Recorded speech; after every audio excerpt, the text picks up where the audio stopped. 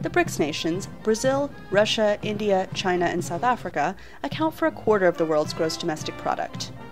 But these emerging economies say they are not getting a seat on the world stage, which led them to form the Union. South Africa, the newest member, hosted this year's summit. The main achievement of the summit was to be the creation of a development bank to assist with critical infrastructure needs. Africa lags far behind the world and needs an estimated $200 billion in infrastructure over the next 2 decades. South African President Jacob Zuma said the bloc has agreed on the concept for the bank, but not the details.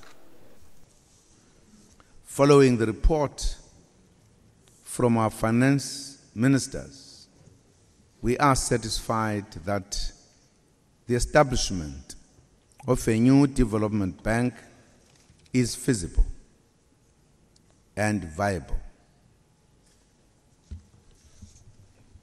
We have agreed to establish the new development bank. The initial capital contribution for the bank should be substantial and sufficient for the bank to be effective in financing infrastructure.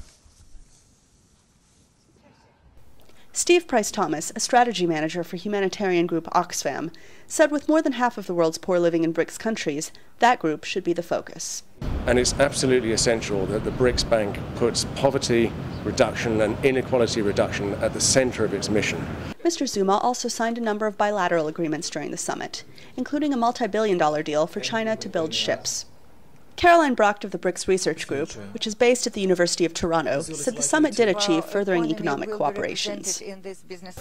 In the coming year, we can see increased trade coming between the BRICS, and this is not to run competition with the existing trade relations that the BRICS countries do have with the North, but it's to sort of enhance the trade that exists already. So I think really the big takeaway from this summit is that they're focusing on cooperation in the face of competition.